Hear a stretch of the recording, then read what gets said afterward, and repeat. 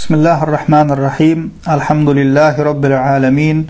Vessalatu vesselamu ala Rasulina Muhammed ve ala alihi ve ashabihi ecma'in.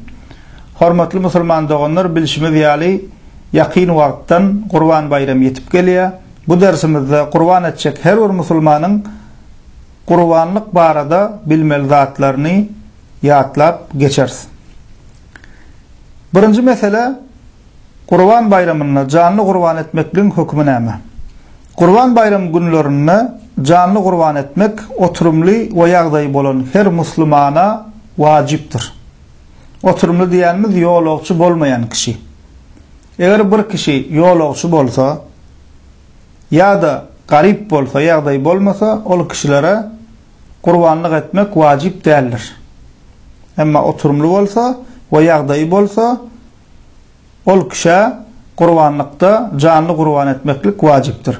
Peygamberimiz Muhammed sallallahu aleyhi ve sellem Ahmed'de İbn Mace'de gelen hadisinde "Men kana lehu sa'atun ve lem yudhhi fala yaqrabanna musallana." Kimin ýagdaý bolup qurbanlyk etmese, bizim namaz kılyan yerimize gelmesin diye. Peygamberimiz Muhammed sallallahu aleyhi ve sellem ýagdaý bolup qurbanlyk etmeýänlere şu hadisinden näme diye käýinç berýär. Qurbanlyk musulman doganlar İbrahim aleyhisselamdan gelýän mühim ibadetlaryň biridir. Bu İslamyň, dinimiz, İslamyň şygarlarynyň biridir. Şonuň üçin ýagdaý bolan her bir musulman şol ibadeti berja etmäge gaýrat etmelidir.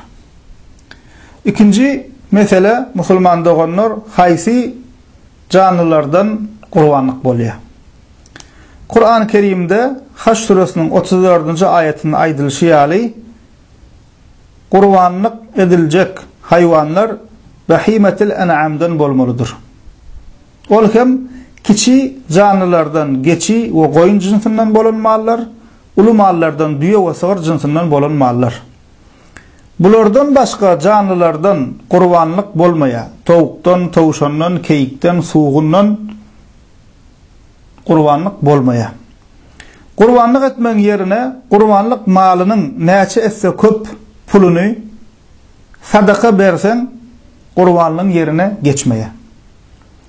Üçüncü mesele, qurbanlyk mallaryna bolmaly şertler. Birinji şerti, qurbanlyk mallary şeriatyň görkezgen ýaşyny dolduran bolmalydyr. Düýe 5 ýaşyny, sığır 2 ýaşyny, geçi 1 ýaşyny, goýun 6 aýyny dolduran bolmalydyr. Peygamberimiz Muhammed sallallahu aleyhi ve sellem Sahih Muslim'de gelen hadisinde bu barada "La tezbahu illa musinnah illa en ya'sura aleykum fatezbahu ceza'atan min az-za'ni." Qurbanlyklary ýaşlaryna görä kesin, tapmasaňyz 6 aýyny tamamlan, tokluýuny hem qurban edip bilersiňiz diýe. İkinji şerti, qurbanlyk mallarynyň kimsiz bolmaly. Kör bolsa, kesel bolsa, agsak bolsa, sünkü görünjek derejede hor bolsa, bu hili mallardan qurbanlyk etmek bolmaýar. Peygamberimiz sallallahu aleyhi ve sellem bu barada Ebu Davud'da gelen hadisinde diýär: "Arba'un la tecuzu fil azahi. El-awra'u beyyinun awaruha, vel maridatu beyyinun maraduha, vel arja'u beyyinun zal'uha, vel kesiru allati la tanqa." 4 canlydan qurbanlyk bolmaz. Gözüniň körlügi belli bolup duran bolsa, keselligi belli bolup duran bolsa, agsaklygy belli bolup duran bolsa we horlygy belli bolup duran bolsa, bu hili mallardan qurbanlyk bolmaz diýip aýdýar Peygamberimiz sallallahu aleyhi ve sellem. Biçilen mallardan musulman doganlar qurbanlyk etmeklige ruhsat berilýär. İmam Ahmed'in hadis kitabynda habar berilýär ýaly Peygamberimiz Muhammed sallallahu aleyhi ve sellemin hut özi iki sany biçilen goçy qurbanlyk edenligi aýdylýar.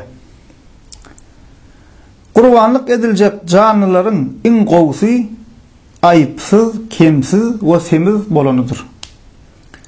Dördüncü mesele, musulman dogonlar, bir gurbanlyk näçe kişä ýetýär? Kiçi mallardan bir kişä we maşgalasyna bir goýun ýa-da geçi yeterlidir. Bu barada Tirmizi'de ve İbn Mace'de gelen hadiste sahaba Ebu Eyyub el-Ansari'den radiyallahu anh'tan Peygamberimiz sallallahu aleyhi ve sellem wagtynda gurbanlyk nähili dip soraýarlar.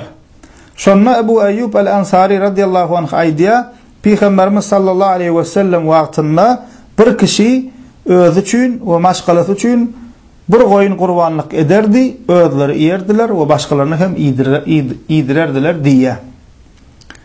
Düýe we sygyr ýaly mallarda 7de biri bir kişi ve maşgalasyna yeterlidir. 7de biri diýänimiziň sebäbi musulman doganlar düýe we sygyr ýaly uly mallarda 7 kişi bolup şärik bolup bolýar. Ýani 7 kişi jemlenip näme gurbanlyk üçin düýe satyn alalyň ýa-da gurbanlyk üçin sygyr alalyň diýip 7 kişi şärik bolsa 7 kişi bolup uly mallarda şärik bolup bolýar. 7 kişiden köp bolsa bolmaýar. Emma şärik boljak 7 kişiniň ählisiniň hem niyeti gurbanlyk bolmaly. 6 kişiniň niyeti gurbanlyk bolsa, bir kişiniň niyeti ýöne et üçin goşulýan bolsa, ol bolmaýar. 7den az bolsa da bolýar sanlary. 4, 5, 3 bolup näme şärik bolup ulmal alsalar bolýar. Emma 7den köp bolmaýar. Ulmallarda şärik bolmaklygyň delili musulman doganlar Sahih Muslim'de Jabir ibn Abdullah'dan rivayet edilýär. Radiyallahu anh sahaba aýdýar, Hudaybiye ýylyna Peygamberimiz sallallahu aleyhi ve sellem bilen düýä 7 kişi we sygyra 7 kişi şärik bolup diýe gurbanlyk etdik diýe. Emma geçi we goýun ýaly kiçi mallarda şäriklik bolmaýar. Mysal üçin iki goňşy birleşip bir goýun alyp gurbanlyk edildiýseler, ol gurbanlyk bolmaýar. Etçek bolsa bir kişi bir goýun ýa-da bir geçi alyp özüne we başgalasynyň adyndan gurbanlyk edip biler. Eger ona da ýagdaý ýetmeýän bolsa, onda oň boýundan näme gurbanlyk düşýär. 5-nji mesele, musulman doganlar gurbanlygy gurban etmegiň wagty. Bayram namazy kılınýan yerlerde gurbanlygyň wagty bayram namazy kılınandan soň başlaýar. Gurbanlygyň 3-nji güni gün batmagynyň öň ýanyna çyn dowam edýär. Şu ýerine ünsürim. Bayram namazy kılınýan yerlerde gurbanlygy gurban etmekliň wagty bayram namazy okulandan soň başlaýar. Eger de bir kişi gurbanlygyň 1-nji gününe gyslanıp güneş doğandan gidip bayram namazy kılınmaka, okulmaka gidip canlysyny gurbanlyk etse, onun eden gurbanlyk hasaplanmaýar, adaty etini ýeme üçin öldürilen canly ýalak bolýar. Şunu bilmeýänlere eşdireliň musulman doganlar. Köp kişi bilmän, ýer gözünden ataral diýip bayram namazy okulmaka daňatandan gurbanlygyň 1-nji güni gidip näme edýärler? Canlylaryny gurban edýärler. Peygamberimiz sallallahu aleyhi ve sellem bu barada Buhari'de gelen hadisinde diýär: "İnne awwala ma nabda'u bihi fi yawmina hâzâ en nusalliya, thumma narji'a fananhar. Men fa'alahu faqad asaba sunnatana." وَمَنْ ذَبَحَ قَبْلَ فَإِنَّمَا هُوَ لَحْمٌ قَدَّمَهُ لِأَهْلِهِ لَيْسَ مِنَ النُّسُكِ فِي شَيْءٍ. Gurbanlyk gününe ilkinji işimiz bayram namazyny kılmakdyr. Sonra gelers we gurbanlyklarymyzy gurban edersiz. Kim şeýle etse biziň sünnetimize göre amal edendir. Kim namazdan öň ünsüren Peygamber sallallahu aleyhi ve sellem hadisi şol Buhari'de geçýär. Kim namazdan öň canlysyny gurban etse, onun canlysy maşgalasyna ekidýän adaty etinden waratdyr, gurbanlyk bilen baglanyşyk ýokdur diýär. Demek gurbanlykda ilkinji etmeli işimiz bayram namazy kılınýan yerlerde bayram namazymyzy kılmaly, ondan soň gelip gurbanlyk mallarymyzy näme etmeli? Gurban etmeli. Eger bir kişiniň yaşayan yerine bayram namazı kılınmayan bolsa, misal üçün kicicek ovalar ba, şol yerde mescit yok. Ya da çöl yerlerde kicicek ovalar var, ya olmasa çarvalar var göçüp konpuyorun. Eğer bir kişinin yaşayan yerine bayram namazı kılınmayan bolsa, ol kişilere Kurbanlığın birinci günü güneş dan atandan soň, güneş del dan atandan soň kurbanlıklarını kurban etmekliğe ruhsat berilýär. İn gowsy musulman doganlar başarsan kurbanlygyň birinji günü wagt taýdan has gowsy has sogapdysy kurbanlygyň birinji günü kurban etmeli, bolmasa ikinji gün, bolmasa da näme üçüncü gün. Altıncı mesele kurbanlyk etjek kişinin saklanmaly zatlary. Sahih Muslim hadis kitabında gelýär, Peygamberimiz sallallahu aleyhi ve sellem aýdýar: "İza ra'aytum hilal zilhicjeti ve arada ahadukum an yudhhiya falyumsik an şa'rihi ve azfarihi."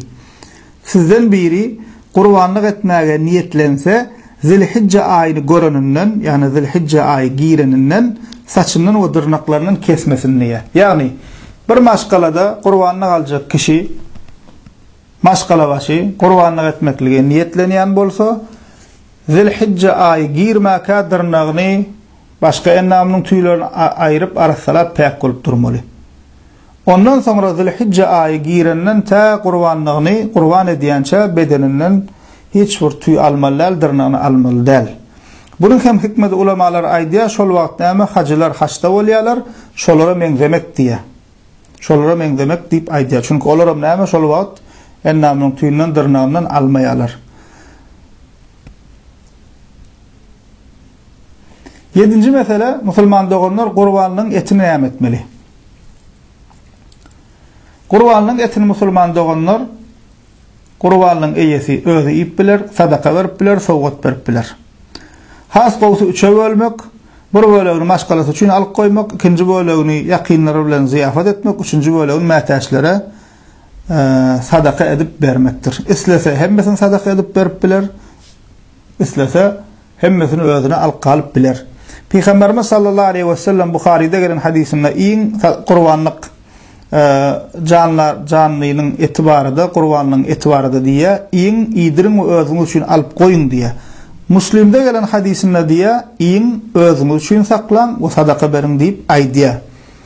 Möhüm bellik musulman doganlar kurbanlygyň etini we dersini satmak bolmaýar. 8-nji mesele, kurbanlyk kesjek kişiniň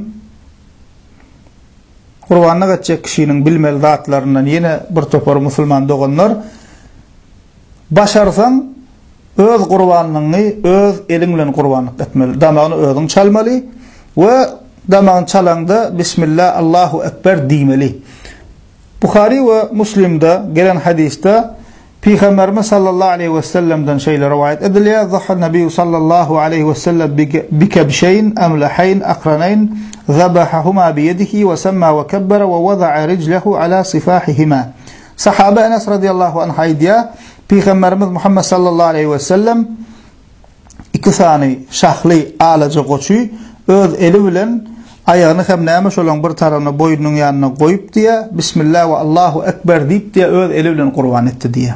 Diýmek musulman doganlar başarsan iň gowsy öz eli bilen kurban etmek we hökman bismillah we Allahu ekber diýmek. Hökman şu näme diýmeli. Eger özüň damak çalyp bilmeýän bolsaň, gassaba kurbanlygyny kestirjek bolsaň, gassaba kurbanlygyň etinden tölew hökmüni bermek bolmaýar. Peygamberimiz sallallahu aleyhi ve sellem bunu hadiste gadagan edýär. Gassaba kurbanlygyň etinden tölew hökmünden bermek bolmaýar, aýry oň üçin pul tölemeli. Goýana bir bellemeli husus musulman doganlar kurbanlyk edilenne kurbanlyk canlysyny kösemeli däl, pıçağı gözüň oňundan çalmaly däl, başga malyň oňundan damagyny çalmaly däl, eziyet etmeli däl. Velhamdülillahi Rabbil alemin.